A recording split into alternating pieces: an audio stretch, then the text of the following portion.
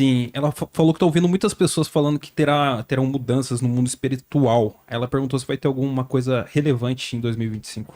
É, O mundo espiritual, as coisas acontecem lá primeiro e depois acontecem aqui, é isso? exatamente. Tem alguns indícios lá do que vai acontecer? Uhum. Tudo que ocorre aqui já ocorreu lá primeiro. Então, a primeira cena é com eles primeiro e depois se materializando aqui.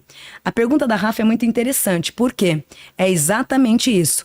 O ano, ele cobra muito o lado espiritual e aqueles que querem buscar o lado espiritual, eles vão ter muito apoio, que nem dos médiuns. Quem tem mediunidade de evidência, de incorporação, de audição, né? Então, para os médios que têm esses dons e hoje um diamante bruto, o ano que vem se torna mais fácil, porque eles vão ter uma vibração espiritual muito positiva para se expandir nesse diamante.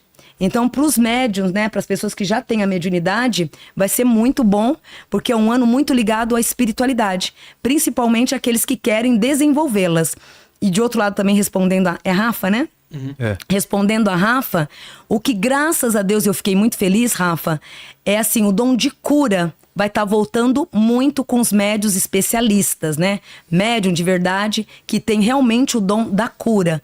Então vai estar se manifestando médiuns novos, né, em relação à cura. Então de repente, olha, surgiu um médium em tal lugar que tá fazendo cura, tá fazendo isso. Então isso tudo começa a fluir a partir do ano que vem. Então, pro lado mediúnico, é um ano muito bom de aumento do poder espiritual pelo qual tem.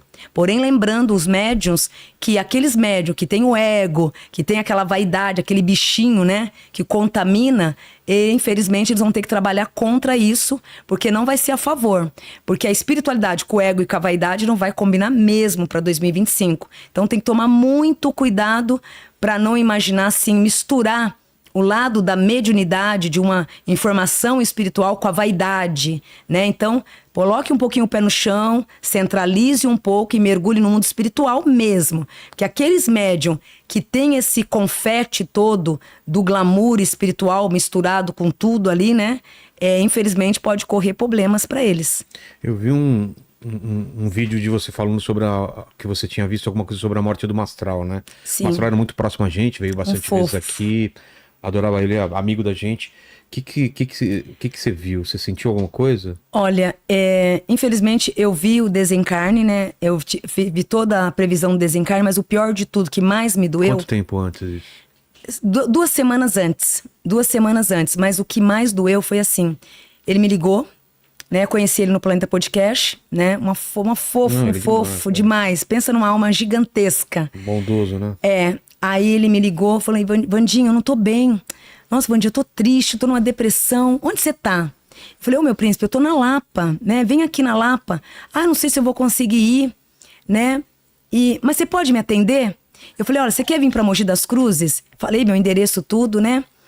E ali ele me ligou uma vez, ele me ligou 2. Aí a primeira eu tava atendendo, a segunda eu falei pra moça que tava trabalhando pra mim. Ai, fala pro bebezão vir aqui, eu tô na Lapa, ou dá o endereço lá de casa.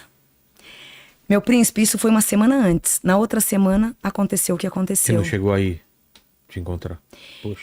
Aí eu pedi muito perdão a Deus, pedi perdão até hoje, ele sabe muito bem que eu pedi perdão pra ele. Mas antes de ocorrer, tive a vidência. E foi uma premonição, aquilo, na verdade, não foi nenhuma vidência. Qual a diferença entre vidência e premonição? A vidência você busca no lado espiritual e vê. A premonição, eu tava sentada em casa, né? Falei, nossa, o que tá acontecendo com ele, com o bebê? Eu chamei de bebezão, né? O que tá acontecendo com o bebezão? Aí meu pai Benito falou assim, filha, o socorre. O socorre antes que seja tarde demais. É desistência de vida. Eu falei, minha Nossa Senhora da Aparecida, não. Aí eu tentei ligar, só chamou. Enfim, deu vários desencontros ali. Vários desencontros. Mas antes do desencarne, a vontade toda dele já vinha sendo programada. Então eu tive, assim, uma vidência curta. Ainda eu comentei pro meu filho, Ju, tomara que o bebezão não faça besteira. Porque a informação que eu recebi hoje de manhã, que ele tá, assim, estudando uma forma de sair de cena. Poxa. E realmente foi o que aconteceu. E assim, foi um presente incrível, porque foi uma pessoa maravilhosa. E você acha Só quem o conheceu que sabe que é uma pessoa E incrível. pela tua visão, ele realmente tirou a própria vida, assim?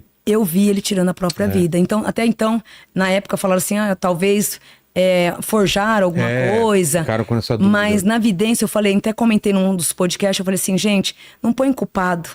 Porque o bebezão que me perdoa, mas... E ele tava passando realmente por uma eu fase. vi, na minha vidência, eu vi ele mesmo tirando a própria vida. Poxa. Porém, um desencarne antes, porque... Com arma mesmo? Então, sim. E ele também desencarnando antes, porque Como assim? Ele foi se matando aos poucos mentalmente. Tá, ele já tava num processo. Sim. E a gente médium, bebezão, a gente não tem medo da morte. Não? A gente não tem medo da Sério? morte, nem um pouco. Por quê? Não, porque a gente convive com isso o tempo inteiro. O bebezão mesmo, quantas viagens astral ele fez, ele já sabe o mundo de lá, ele já conhece o outro lado. A gente já sabe a visão do outro mundo. Então, por a gente trabalhar direto com o mundo espiritual, se você perguntar pra mim, pro bebezão, né, por mais que ele esteja lá do outro lado agora, a gente não tem medo da morte. Eu mesma não tenho medo da morte. Não tenho medo de desencarnar. A minha única preocupação era, puxa, eu não posso desencarnar agora deixando os meus filhos pequenininhos. Porque eu jamais deixaria meu filho na mão de outras pessoas, sofrendo ou tendo que depender de alguém. Então, que Deus me deixa primeiro deixar tudo pronto, depois me leve. Mas eu nunca tive problema. E ele também era essa pessoa. Teve um dia que a gente comentou muito sobre isso, sobre a morte, né? E a gente não tem, é muito resolvido sobre isso, né? A gente não tinha esse problema. E por ele não ter esse problema com o desencarne, com a morte, para ele foi muito sutil. Então não teve aquele sofrimento. Entendi. Né? Mas foi uma perda, assim, incrível. Poxa, se foi. Sobre o pessoal que tira a própria vida na Igreja Católica ou na Bíblia, fala que não tem salvação essa alma. Como que funciona isso? Vai pro céu, não vai? Isso. Eu discordo, porque na minha vidência, todas as cenas que eu já vi, já fui até Umbral, já fiz visita ao Umbral. É o lugar onde Umbral é o purgatório mesmo. Tá.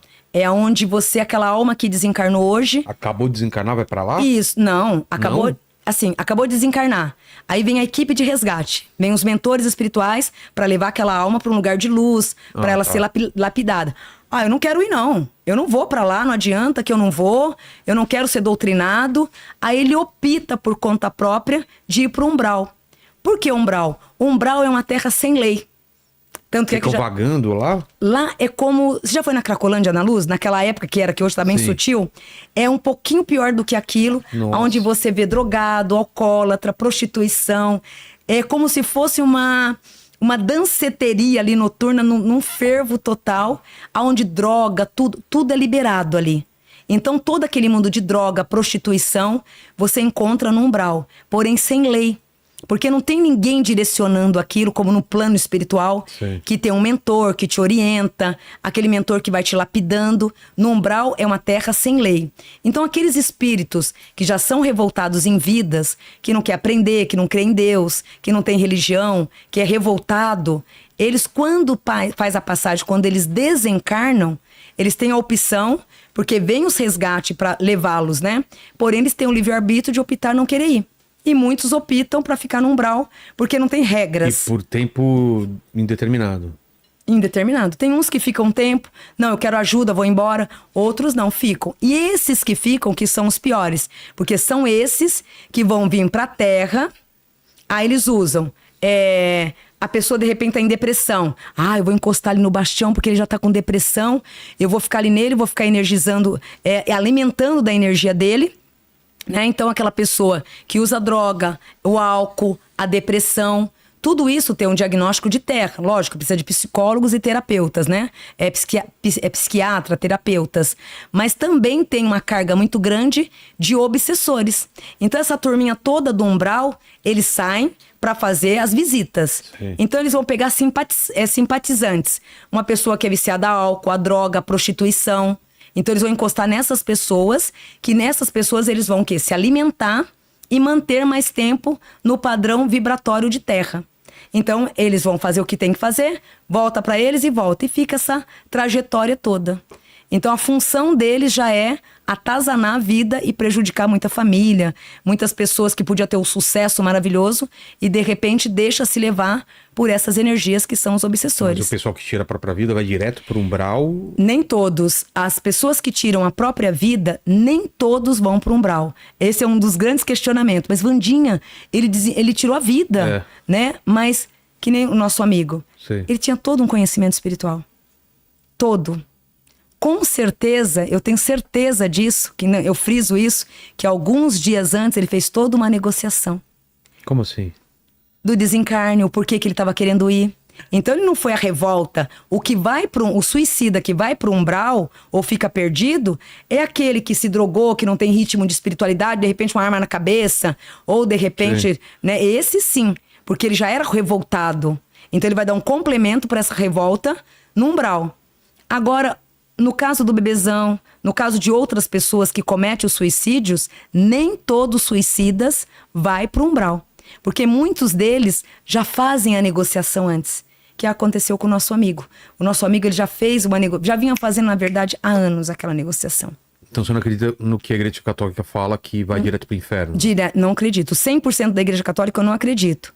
Porém, eu acredito, vamos se dizer, nos 5%, né, de que alguns vão, mas nem todos levam o mesmo caminho. Porque por mais que você tenha tirado a sua vida ali, você também fez coisas boas. Na parte espiritual, você vai para uma balança também, mesmo sendo um suicida, mesmo que você foi um drogado, mesmo que você foi um alcoólatra aqui, você vai para a balança. E aí, o que o ser humano não consegue entender, bebezão, é que essa balança, ela não falha. Então essa balança não é uma balança humana. A balança humana vai dizer o quê? Ah, esse cara é um drogado, esse cara não prestava, esse cara era isso, era um alcoólatra. A balança espiritual, ela não quer saber disso.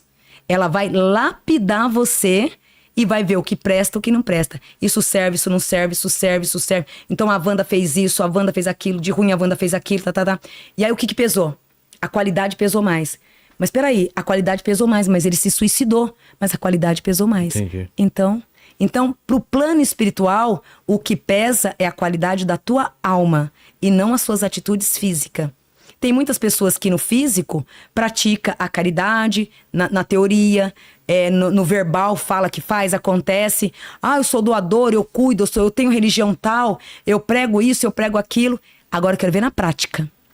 Na prática, que é a somatória, e o que vale para o mundo espiritual é a tua prática, que é o caso do nosso bebezão. Ele praticou muitas coisas boas. Você pode ver que ele veio de uma seita, né?